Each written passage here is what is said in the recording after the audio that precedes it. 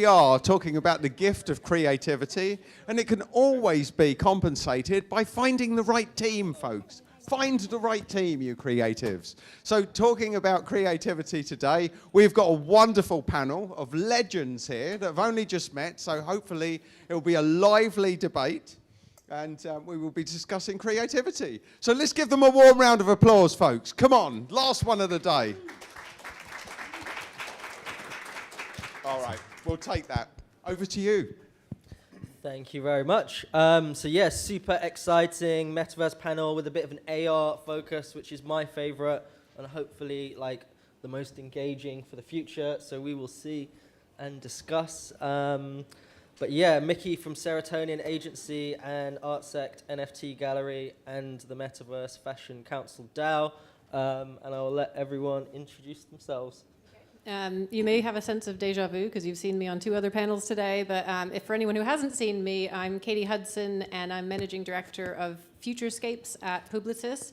Publicis are an advertising holding company, so we support clients with all of the kind of things that they are 3 campaign, or whether it's any kind of other consumer engagement campaign, everything from creative content production, data and tech, et cetera, et cetera.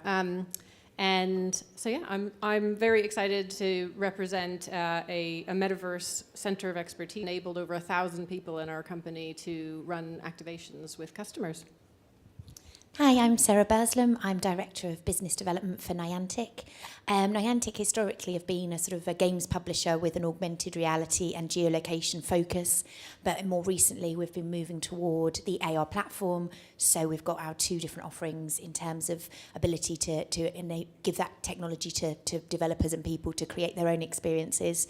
So maybe some of you heard earlier I was talking about our Lightship and Eighth Wall platforms, and probably we'll talk about those a little bit more today. Hi, I'm Daniel Cheetham. I'm co-founder of a company called Hot Dark Matter. We've been demoing our brand new, as yet not released platform Matter outside. Encourage you to go and have a play around. It's an augmented reality platform to allow anyone to create AR experiences that persist across the real world with 0 code. Still working? Great. My background over the last 10 to 15 years have been building immersive experiences for brands such as Nike, Microsoft, Prada, Balmain, etc. Was early in the Metaverse, doing Metaverse before it was called that. So that's me. Cool. I'm Alicia Leidecker. I'm a product and technology strategist working with a number of partners and companies in the Web3 and gaming space, one of them being Mona. And Mona is a no-code platform for any creator, builder to be able to easily create a metaverse virtual world, allow everything to be hosted via the web, so very accessible, so that any users can then check out their space, whether it is via the web or mobile. My background is probably about 20 years plus in like the technology game space. I led gameplay AI at Ubisoft Montreal for about 12 years. I led SDK and developer experience at Magic Leap for about 4 years, and then previous to my Web3 kind of like deep dive in the last year, I was the global director of AR/VR experiences at the Mill, so also working on branded content using great new metaverse technologies. Wow, comprehensive experience from everyone, and some of like my favorite platforms and agencies as well. So, wow. So I suppose with that depth of technical knowledge, it'd be cool to explain why I suppose maybe Bored Ape Yacht Club and Improbable's technology might be improbable in the short term, and then the AR and kind of geolocated technologies might be not a quick win, but a more engageable way. If you want to start? Sure, let's see. I mean, I love that we're all very big fans of AR here. I'll say that yesterday on a panel that I was on, everyone was very focused on Metaverse being virtual experiences, but I love the opportunity with AR. Actually, yesterday on the panel, I was saying what I'm most excited about is some of the stuff that Niantic and Eighth Wall are doing right now, and I think the accessibility for that, where creators can really think about how can they create, whether it's like very small, great-looking, engaging characters to like full-fledged interactive murals, but embedding that into the real world around us and having that accessibility of something like Eighth Wall to be able to easily scan without having to download anything. I think there's such huge opportunity with that technology today, and I think the on-ramp as well for creators is a lot more easy to like build content and experiences with that without having to think about the full-fledged 3D world and all the limitations and kind of like performance constraints that you have to think around that. Yeah, I'll come in. Absolutely, I think the critical point is the proliferation and penetration of mobile devices that can support a high-quality augmented reality-based experience. About 2 billion devices plus around the world that can support great augmented reality. It's not just augmented reality in an isolated sense. What we've seen over the last year to two is the persistence of geospatial AR. And it's that shared experience that people can engage with, adopt, and at any point in time, wherever they might be in the world, which is different to VR. And I love VR. I think VR has an amazing place. Excuse me. And I think WADS-based, desktop-based verses as well have a place. But AR, for me, in the next 2 to 5 years, will be most people's on-ramp to what many are calling the Metaverse. Cool. I'll hand to you, but just quickly, as an interjecture, Niantic is the thing that supported or made the Pokemon Go? Yeah, absolutely. We're the publishers of the Pokemon Go games, so it's the two key elements I'd say are the geolocation, the mapping piece behind it, and then also the augmented reality. So it makes it a really kind of immersive, engaging experience, and that technology is really what underpins our platforms. So it's all based on the mapping. It's sort of using the really high-end technical capabilities in terms of occlusion, mapping, meshing, and so on. But we're trying to sort of democratize that and put it in the hands of everyone and make it really accessible. So by having the platforms, it doesn't just have to be the kind of mass appeal, huge games that are published, but actually any kind of indie developer or individual can be making their own experiences, however niche or sort of unique the use cases. There's the opportunity for that, and I think that's really exciting. And the more hands this technology is in, the more exciting the space is going to become. And I guess, I don't know if we're all supposed to answer this question, but I guess I've been listening to what the other folks have been saying, and the only thing I guess I would add to that from the perspective of like how we work with clients, I think kind of to the point of like that you were talking about there are 2 billion devices out there. People have those devices in their hands and they're interacting with them and playing with them like constantly, and like that's just become the sort of behavior over the last few years. And so I think just recognizing that and recognizing that means it's people are more likely to adopt. They're more likely to already be on that device, and they're in a social channel, for example, and then thinking about how their user journey might move from an e-commerce site to to an AR experience and to a social channel, and backwards and forwards between those things, and kind of really taking advantage of understanding what the consumer journey is, what their behaviors are, and how you're driving them to take an action on the basis of using this great technology that blends so well with what they're already doing. Whether that's a gamified experience or whether that's a kind of try-on shopping experience or all kinds of things. There's so many things that you can do with it that we really are trying to encourage customers that are coming to us and they're really excited about Web3 to stop and think a little bit about, well, actually, there's also some other really great stuff out there that's proven technology, mass numbers, and so it depends on what they're trying to achieve, but for that to be part of the plan and not kind of forgotten about. Something may sound stupid, but the mobility of a mobile device is really important as well, whereas accessing these proto-verses from a desktop or a VR device in your own home or maybe in a workspace, wherever you might be, you're pretty static. What we can do with particularly more geospatial AR is drive people to particular locations to get together as a social, physical experience. And this is not to put down virtual socializing, but it's proven that physical interaction has a better impact on the serotonin in your brain, can make you feel better as a person. proven, I believe. But yeah, that mobility, it sounds silly, but the mobility of mobile devices is really important. Absolutely. I was just going to say there's some wonderful case studies and research done on Pokemon Go about the kind of positive impacts it's had on so many people's lives in terms of mental health benefits, social interaction, kind of getting people up and about and exercising. And there's some really interesting reports, and it makes you really proud to be part of a game that people actually makes them feel better, and you know it has a positive impact on their life. So I definitely think that side of the metaverse and AR, when you're getting people out and about, interacting, exploring, exercising, it's all for the positive, I think. Yeah, and I think we've all been quite glowing in our remarks so far about AR.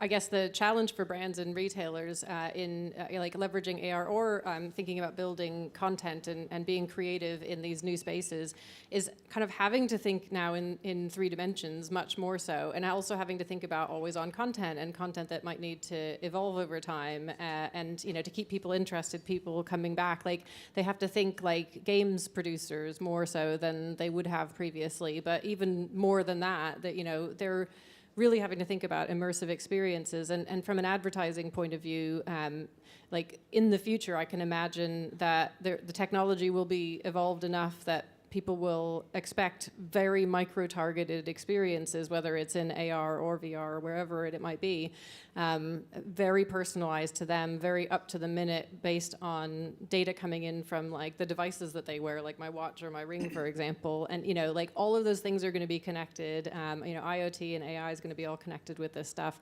but that means brands having to think in several other dimensions than they currently do about how they produce content and all the creative that's required for that.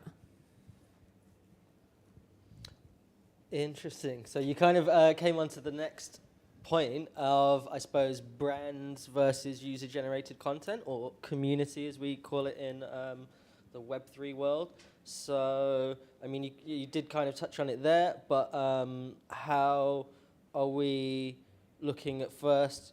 I suppose there's 2 parts to the question. First, designing engaging creative experiences using this platform, but then secondly, making or ensuring protections in this 3D sphere, because if we were, I suppose, targeting people with activations, would our AR sphere be very cluttered? I was just going to say, I think it doesn't necessarily need to be an experience that's user-generated or brand. I think, you know, there's some really interesting stuff where you can overlap the two, and a couple of the experiences we've got made on Lightship have got this real depth of persistence. So you can be going in and you can be, for example, we've got one with an airline where you go to the airport and you're looking at these messages in the air that people have left before they went travelling. So, you know, the airport experience is enriched by these messages from previous travellers, maybe from friends, and so on. And so you kind of get yourself hyped up for your holiday while you're at the airport, and the experience starts a bit sooner. But, you know, that's a classic example where we've done that for an airline, so it's for a brand, but there's the user collaboration and the persistence to mean it feels like a curated, personalised experience. And I think you don't need to think brand versus user. It really can be a meshing of the two, which I think is really exciting. I was going to say that same thing, where I completely see it not as 2 separate things, but as one. And similar to what you were talking about with the UX for branded experiences, I'd almost like to see it where brands are thinking more of their brand as an IP, similarly to like how games are thinking about the whole ecosystem of interaction with their games. So if that brand really starts thinking about from short-term to long-term engagement, narrative, storytelling, how to really engage your users, then that would make it, coming back to almost the creator, like the user-generated content, where maybe people flock to certain brands, but from the IP side. Like you look at Roblox and the amount of like, especially with the younger generation, where that's just part of their lives. Minecraft, Roblox, etc. They are creators. They want to like be able to build for these worlds. So if they really have this attachment and like are really excited about an IP, whether that is a game, a movie, or a brand, then that's going to really encourage the creators to want to participate and like be part of like that, we'll say, campaign. But at the end of the day, it should all be just an experience that's an IP. Yeah, well, I think you're kind of already seeing this a little bit in the world of like streamers, for example. Like, you know, brands get behind streamers and they sponsor them, and in like the environment that we might have expected a few years ago, like maybe the audiences would have been quite offended by that with branding everywhere. But actually, a lot of the audiences, at least as in my anecdotal knowledge about this, like a lot of the audiences actually find some affinity with a lot of the brands that are involved in that space, and they like that the brand is supporting the gamer that they feel is their kind of the person that they look up to, or the person that they think is really talented and that they're very interested in. So I think like there is a change in culture and perception of brand involvement in this area. There are certainly many examples of brands getting it wrong and kind of like very clumsily inserting themselves into spaces. But I think, understanding the communities, understanding what's appropriate, understanding like the spirit of this sort of new culture around how the next generation is sort of looking at their experiences in this space, I think will point brands and retailers and anyone else who's creating content for this space in the right direction. I think the future consumer of content created by user-generated content are very sophisticated in their understanding of where a brand sits with a creator and influencer. I think for me it feels a little bit more like advertising-funded programming than an ad. The next generation, we I don't know whether we coined it, but we use the term all the time, AR native. These guys don't know they're AR natives yet, but they are definitely super 3D literate. Gen Alpha, growing up in building and creating in 3D worlds, whether that's Roblox or maybe the Sandbox in future.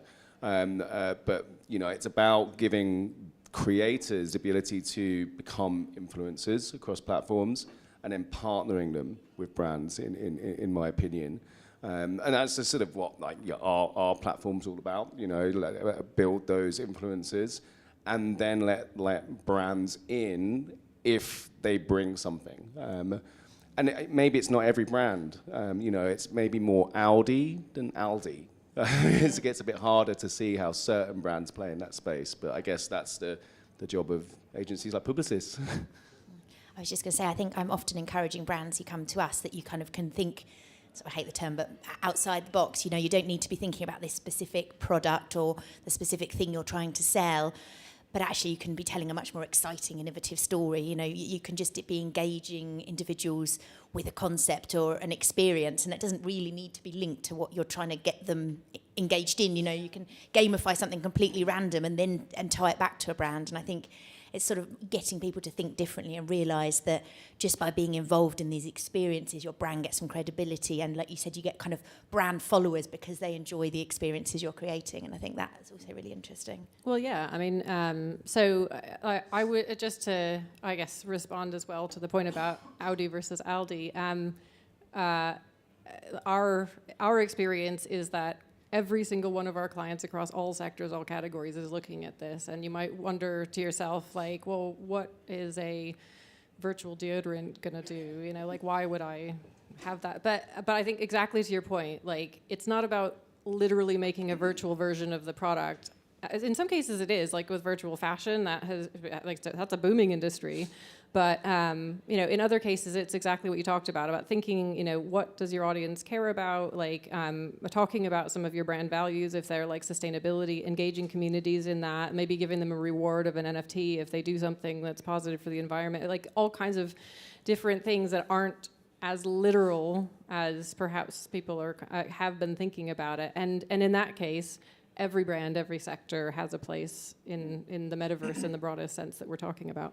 They need good advice, right? I've got, when I was still running Happy Finish, like immersive technology-focused production company agency, we did have a deodorant brand come to us and ask us to create the Sweaterverse for them. It was a bad idea.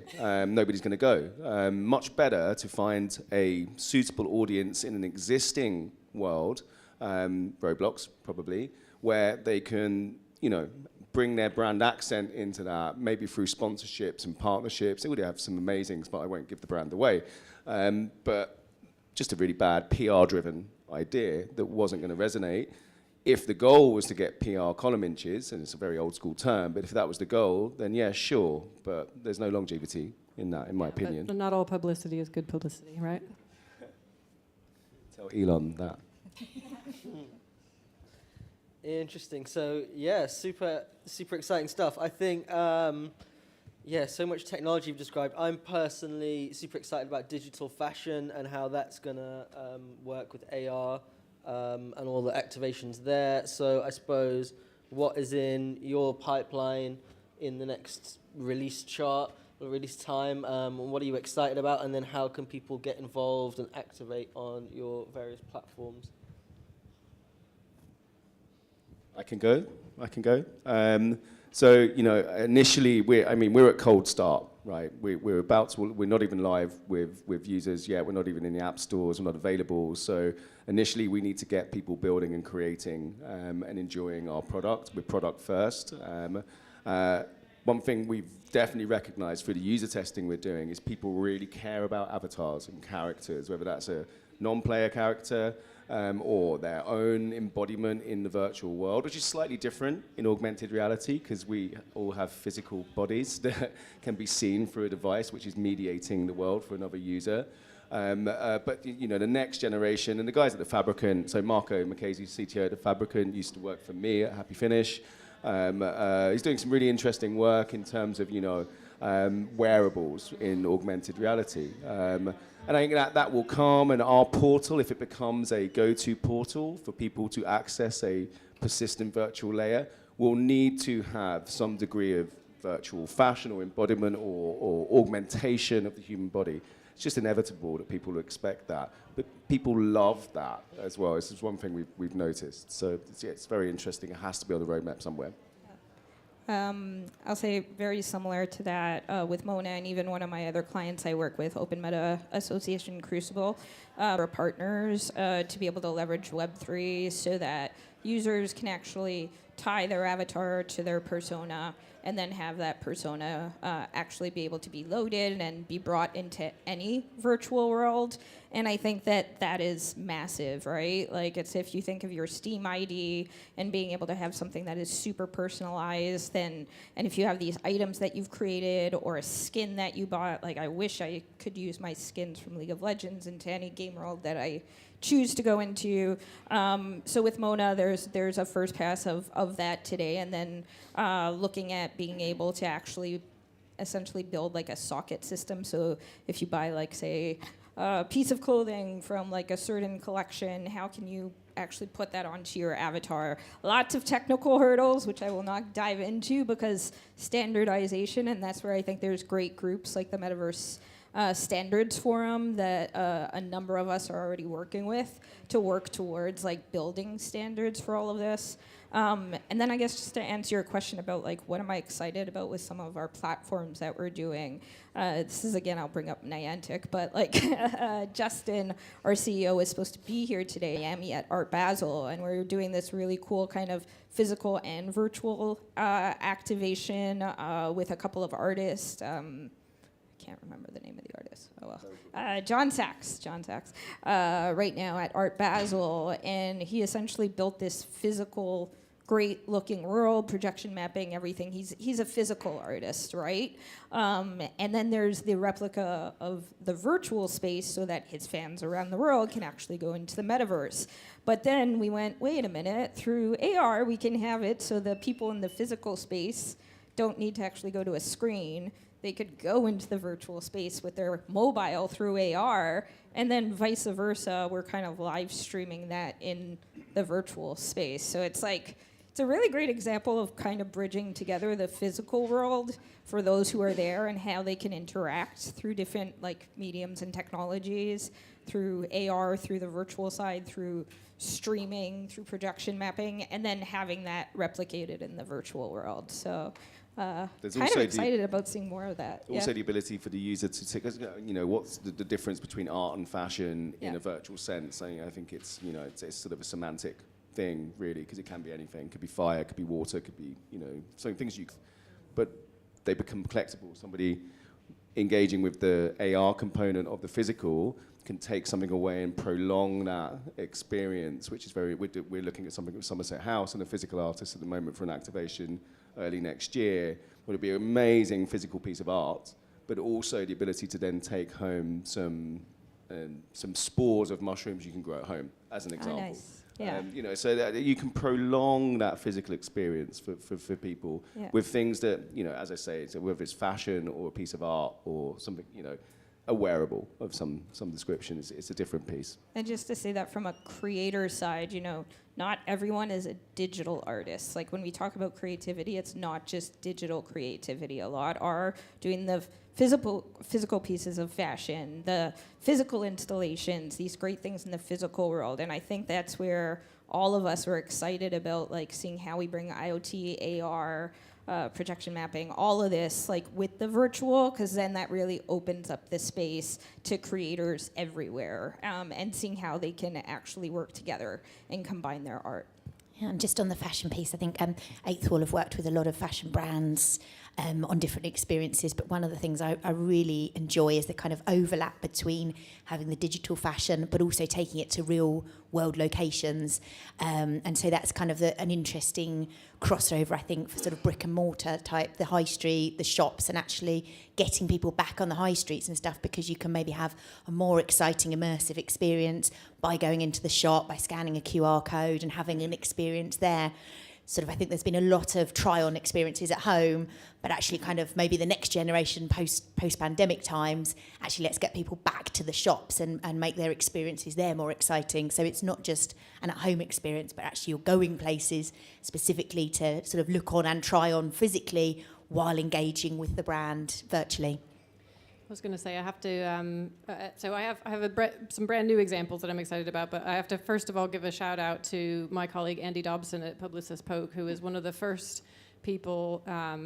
He did an amazing campaign, actually several amazing campaigns, but one of them was like 3 years ago at the BAFTAs.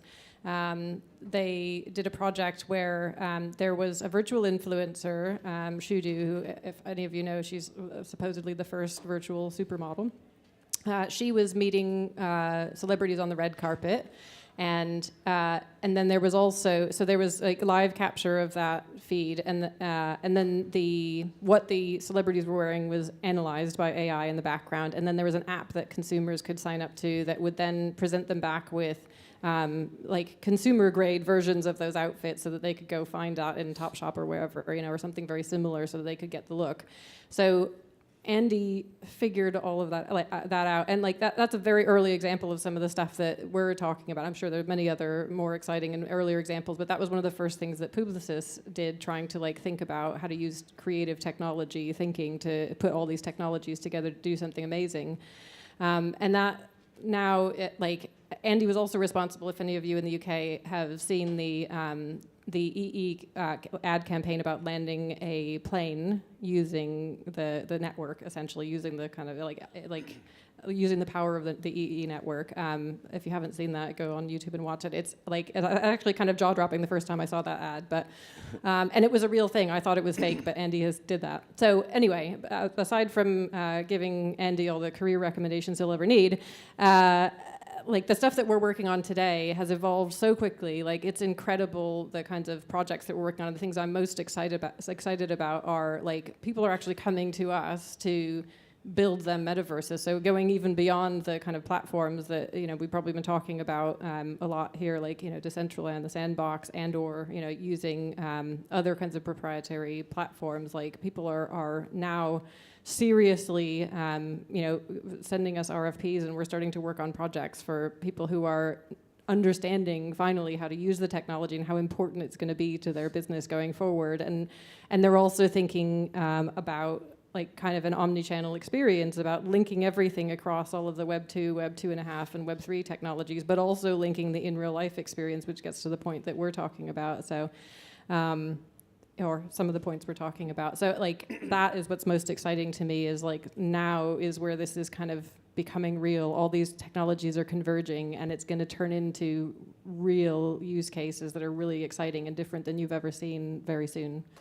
I'll also big up Andy, because he engaged us to do we created a massive Rita Ora who danced around the city of London in real time from a motion capture suit that she was wearing on one side of London to the other.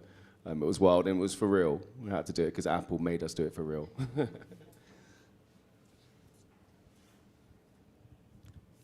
Anyone have any questions?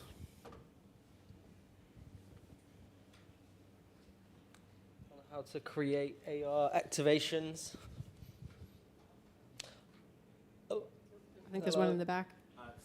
AI for people and creativity, how do you see people getting involved with AR in the future? Did you say AI? AR, sorry. AR, because AI is also very interesting. Yeah. I was like, yes, let's talk AI. Well, actually, we could probably combine the two, in fact, because, we've got things like Midjourney, DALL-E, Magic 3D from NVIDIA, if you check it out. Another world I'm excited about, yeah. Yeah.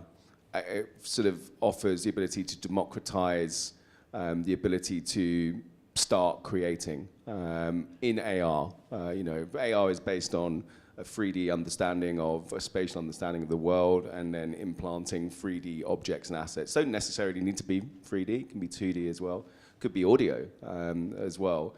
But to enable people, how many ideas in history could have been amazing, but they haven't been started because somebody has said, it's a great idea, but I just don't know where to start.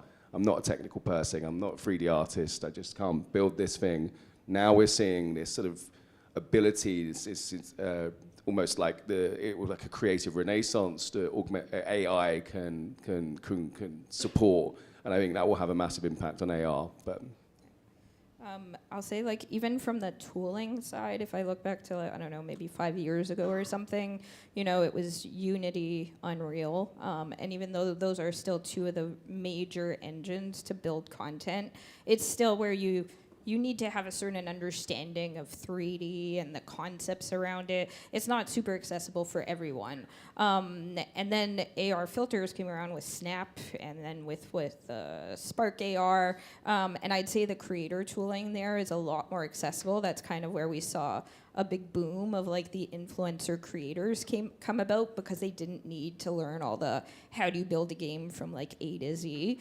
And to your point with everything around AI, where I see in the future, maybe this is next year, maybe it's 10 years, but with some of this stuff like Midjourney, and even combining the voice AI and maybe something like Eighth Wall, I could see where a creator basically just tells a narrative that is saying, I want a character that looks like X, that is going to walk across this stage, jump up, wave to the crowd, respond like this, my environment should look like that. And there's already a lot of these bits of tools that exist today.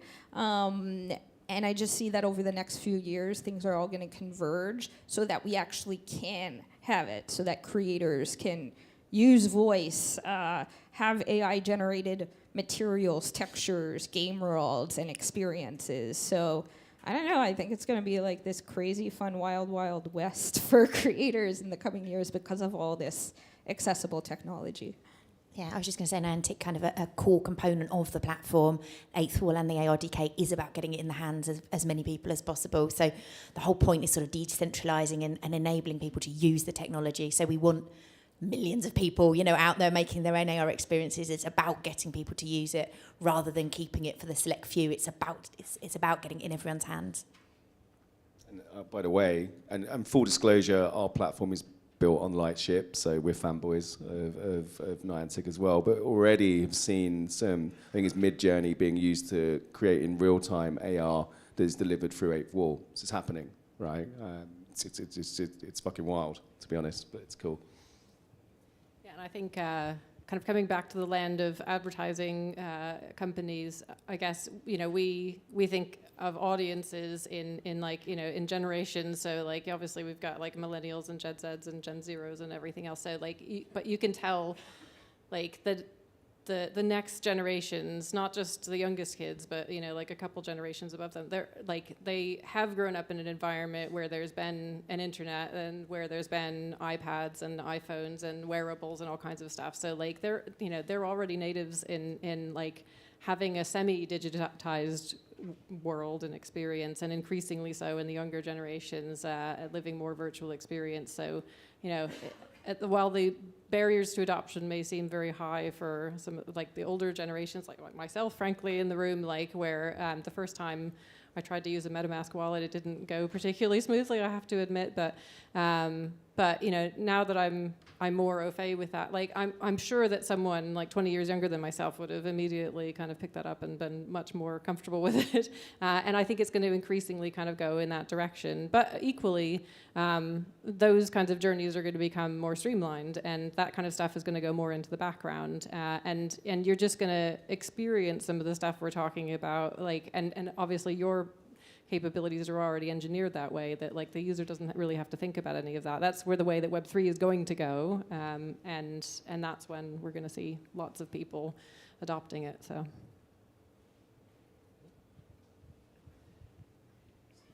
There's someone there. Yeah. Hi, thank you for sharing your insight. This may be a silly question, but I'm hearing a lot of people getting involved, creating AR experiences for their own enjoyment, but perhaps I missed it. Are there opportunities in the future for people to create marketplaces and monetize the AR experiences that they create off of your platforms? And the second point of that question was, you mentioned Web3, but what are your thoughts around meshing together what you're doing with blockchain and putting all of this on chain? Thank you. That's what we're doing too. Yeah, we're both Also working what we're on doing. similar platforms that do that. So yeah, I mean, ultimately, like I think we're in a quite very similar space. Initially building a product that people want to engage with, can engage with. It's about creating a community of creators that can then deploy experiences themselves, whether that be a game or an art-based experience, a fashion-based experience, whatever that may be, to then drive engagement either at a local community level or maybe even high street level. Once they become an influencer, if you will, a creator, then we roll in a way of monetizing that and rewarding. Initially, it may be just XP points on platform points, ultimately, inevitably on chain. So that is the pathway. However, it's not on chain first. For us, it's on chain later. That's our plan.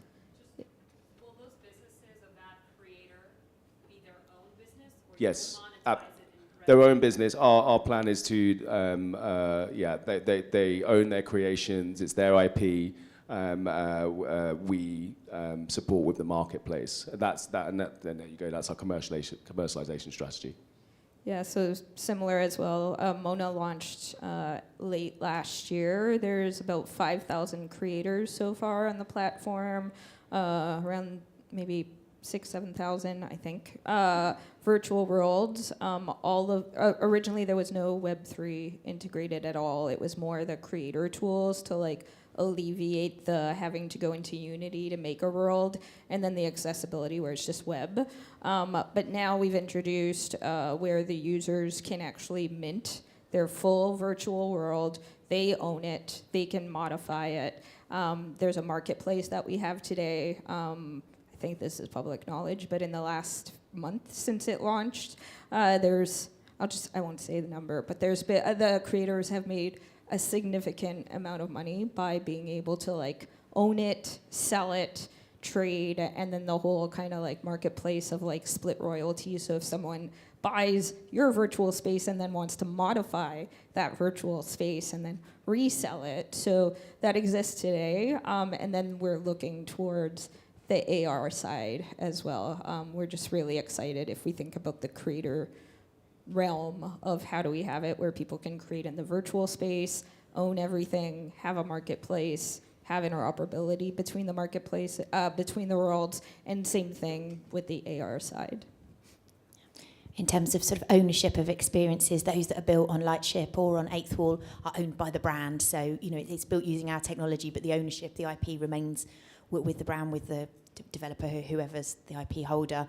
In terms of the kind of revenue generating piece, I tend to sort of recommend to my brands, don't start with that as the goal. It's much better. I always recommend to try and start with a kind of an experience that people are going to find useful and valuable. If you start with trying to make a user want to use this and want to download this and want to engage, that's the way to actually make the money. You almost think about how to make the money after you've created a really exciting, interesting experience. I think if you look at it the other way around, you're going to maybe struggle with the sort of the stickiness and the longevity. it's much more important to think of what the value of this experience will be. Yeah, and I think one of the things that I think we're thinking about a lot with brands is there like I guess the traditional view of wanting to kind of control spaces and experiences that they create and not let other people come in, and also feeling comfortable with the nature of not just Web3, but where, like, I was making myself sound very old when I was talking about generations a minute ago, but where that kind of like where people want to have input, they want to add user-generated content to these experiences, they want to enhance them, and actually that's a very good thing, and it shows that you have brand advocates out there and people who want to engage with your experience and add to it. They think it's cool and they want to like put their own flavor on it. But that there are plenty of brands and retailers who are going to continue to be uncomfortable with that for a while. Like and particularly anything like that without moderation or things that they control. And that Web3 is kind of on the other end of the spectrum in terms of ethos at the moment. But I think some brands will engage with that, and some of them will start to trial things and see how much it's actually quite additive, and that they have lots of people responding much more positively because they can engage in a way that they never could before. You could have somebody out there who's like the super fan of like Coke or McDonald's or whatever, but they feel that they have never had an opportunity to show that love. Well, now potentially they do if there's a creator space that they can engage with. So, I think brands need to think about that really carefully because there's a lot that they're leaving on the table if they ignore that. Creator space, interesting. Are we ready to finish, or? Are we ready for them to finish, or do we want more, folks? I think that says everything. Yeah. And I wouldn't take that personally. It's nothing personal. It's just